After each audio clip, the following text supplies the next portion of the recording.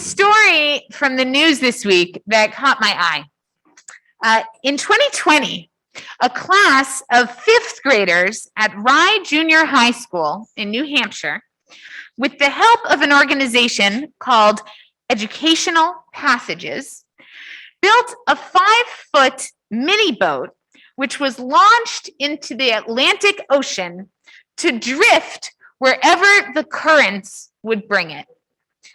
This week, 462 days and more than 8,300 miles later, a sixth grader in Norway recovered the boat and, along with their class in school, opened the hatch to retrieve the letters and the pictures created by the original class.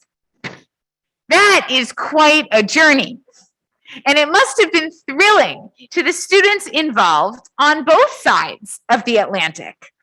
To get to this point, those involved in the project had to change plans multiple times. When COVID hit in spring 2020, the project had to be put on hold. And it was put on hold for so long that the ship wasn't ready to set sail until the following school year, when a new group of students had advanced to the 5th grade.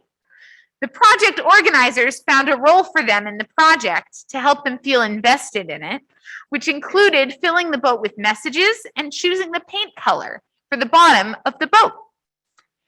Finally, in October 2020, the boat was launched into the Gulf Stream, where it began emitting GPS signals and continued to do so intermittently for over a year until it got to Norway, at which point the staff at Educational Passages located a family with a sixth grader who volunteered to retrieve the boat and bring it into their class at school.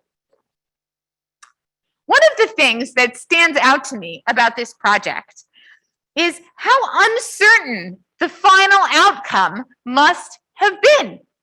One of the children admitted to a reporter that they had fully expected the boat to sink. And yet, the children, their teacher, and even the educators helping them put enormous effort into this endeavor, knowing that both the timeline and the outcome were uncertain. When circumstances are out of our control, it can be challenging to keep a level head. And this week's Parsha has a dramatic example of that. As the children of Israel are waiting for Moses to return, we learn that they see that Moshe is Boshesh. From context, we can see that means he was delayed, but Rashi gives it a more specific meaning. He reads Boshesh as Ba-shesh. The 6th hour has come. He shares a rabbinic teaching that when Moses told the Israelites how long he would be gone, he said he would return in 40 days at the 6th hour, which we would call noon. But unfortunately, the Israelites miscalculated by a day. They anticipated his return a full day before he intended to be back. But in Rashi's reading of the text, it didn't take long after the time when the Israelites had erroneously anticipated Moses' return before they let their imaginations run wild and convinced themselves that their greatest fears had been realized and Moses was never coming back. It reminds me of a children's book, Llama Llama, Red Pajama. In it, the baby llama is trying to fall asleep and calls down to his mother, who's in the kitchen, to ask for water. She stops what she's doing, but the phone rings. And as she pauses to answer the phone, we see baby llama growing more anxious by the second. Within minutes, he's worked himself into a panic, afraid she might never come. Llama Llama, Red Pajama, in the dark without his mama. Eyes wide open, covers drawn. What if Mama Llama's gone?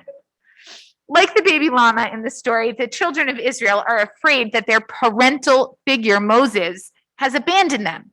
even though he has only been missing for a very short time beyond what they expected. But it's not just children who can get bent out of shape when things don't go according to plan. Adults, too, often can have trouble adjusting to external circumstances that are out of our control. Think about the last time you needed work done on your house or your car or on some piece of electronic equipment, and it took longer than expected.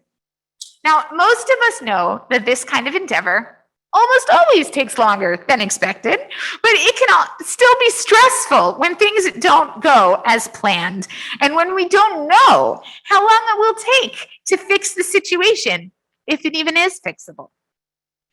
Usually, we're able to bounce back.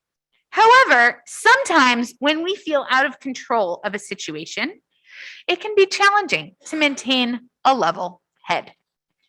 Think about the experience we've had, all of us, for the past 2 years. Most of us had no idea 2 years ago that this pandemic would last more than a few weeks, and yet here we are, having changed our plans again and again and again. Right now, things are looking up. COVID numbers are coming down. Places like Temple Amuna that had suspended in-person activities are opening up again. Mask mandates are slowly starting to lift in schools and potentially in other places in weeks to come. But that feeling of uncertainty remains. What do we do when we feel out of control? When we're worried that despite our trying, things might not go according to plan? Well, one natural response is to do what the Israelites did in our Parsha. They went towards the familiar. Now, it's true that in this case, the familiar was very not in keeping with the commitments they had made to God, but it's understandable that when faced with uncertainty, they gravitated towards the type of practice that was familiar to them from seeing it around them their entire lives. Building an idol and dancing around it gave them the sense of security that they craved. Furthermore, it gave them something concrete to do. Rather than standing around wondering what would happen to them and letting their fears grow and grow, they had a physical way to channel their worry. And in fact, performing rituals is one big way that we do bring order to our lives, even in the face of uncertainty about the future. Rituals bring meaning and can help us recenter ourselves when unexpected challenges throw us off balance. This can include all sorts of rituals, Jewish and secular, that give our lives structure and give us a sense of comfort and predictability. Of course, while doing things the way we've always seen them done can sometimes be a good idea, it isn't always. And that's what happens with the children of Israel. In moving towards the familiar, they break the commitment they have just made with God. And in doing so, not only do they jeopardize their relationship with God, which has the potential to give their lives meaning, but they also risk their very lives in going against God in such a direct way. In this case, God asks them to trust that their relationship with God is real, that God won't let them down, that even if something terrible did happen to Moses, that God, who has been there for them through this tumultuous time, will continue to be there with them to help them through the challenges ahead. In the case of the Israelites, their relationship with God may not have been strong enough for many of the people to trust it in this stressful time. That kind of trust in relationships is hard. And as much as God has proven God's commitment to them through dramatic miracles, they've only been in that relationship for a short amount of time. Nonetheless, relationships, whether with God or with people, can be a very large part of what anchors our lives, what gives us meaning and confidence and support to deal with uncertainty. That is true whether we're facing a small problem, like a delayed fix to our car, or as big a problem as a communal public health or environmental calamity. For many of us, I think that relationships have been a big part of what has given us strength during the pandemic, as well as during other challenging times in our lives. Part of our roles as members of a community is to support each other, to be that anchor that can help others in our community feel grounded. During the past 2 years, many of us have learned a lot about ourselves and what we need in order to be resilient in the face of difficulties, and also about how to be a community and to support each other through those challenges. May we continue to internalize those lessons and to support each other in times, positive times and challenging times to come. Shabbat Shalom.